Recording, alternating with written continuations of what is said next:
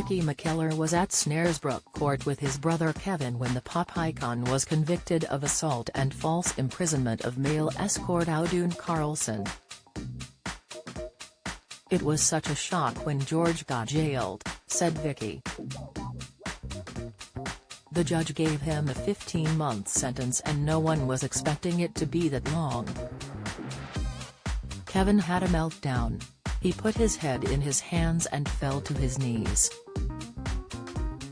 "I felt so bad for him and the whole O'Dowd family."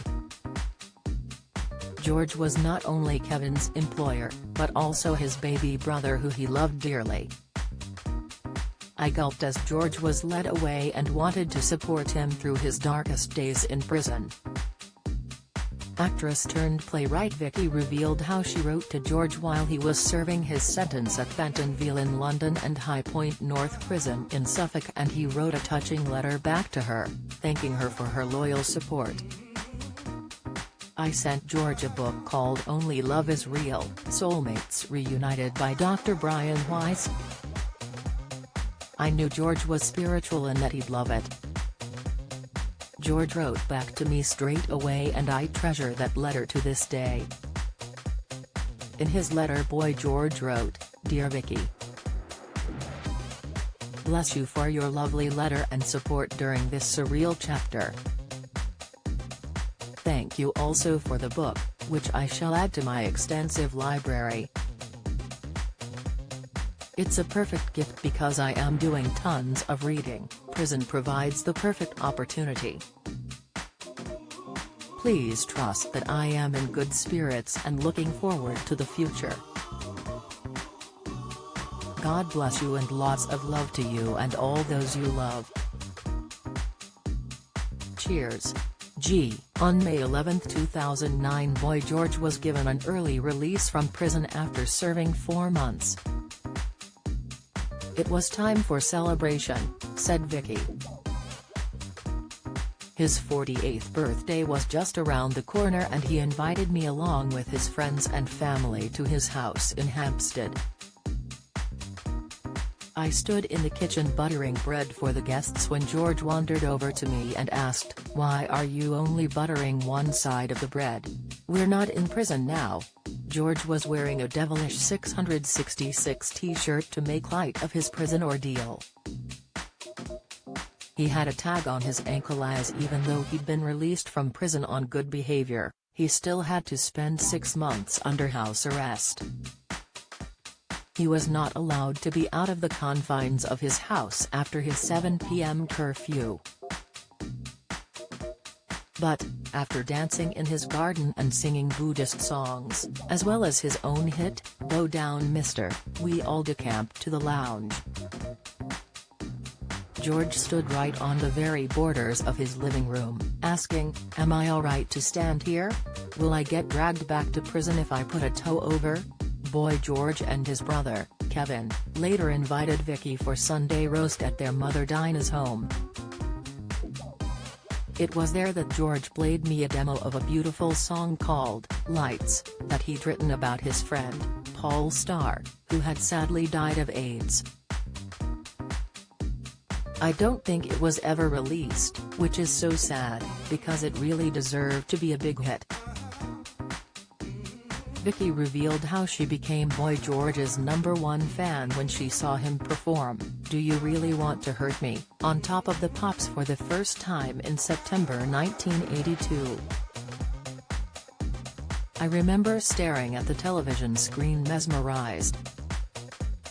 I fell in love. Or as much as you can be in love at 6 years old.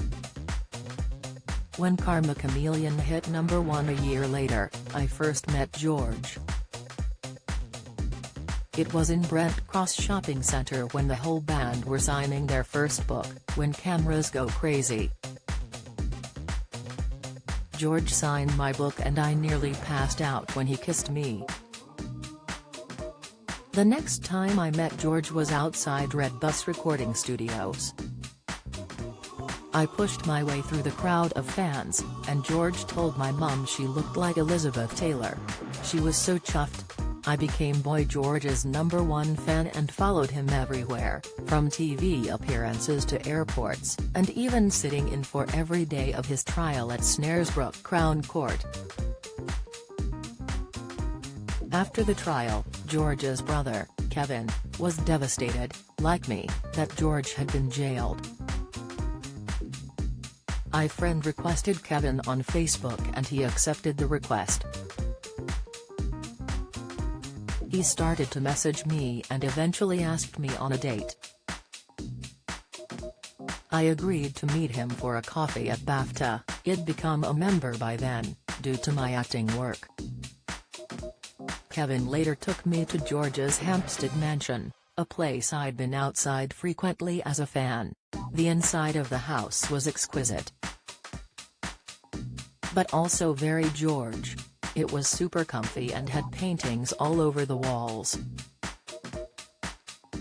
Once you walked into the hall you were met by the staircase, which spiraled up to the very top of the house, which was once a Gothic church.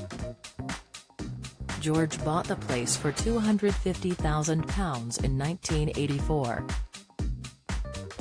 He later purchased the mansion next door and merged them into one. It's now on the market for £17 million. I remember using George's downstairs toilet for the first time and thinking, this is unreal. Him in my idol's home, sitting on his loo. After that I followed Kevin into George's kitchen. He came over and sat next to me, and told me he loved me. Then we kissed. Very passionately. I had to stop it there, as there was no way I was going to let things go any further in George's house when he was in prison at the time. But Kevin and I ended up dating for a year before our relationship fizzled out. St. Albans playwright, Vicky, is the co-creator of The Marilyn Conspiracy, a play which won rave reviews at the Edinburgh Fringe and is now going to be launched in a London theatre next year.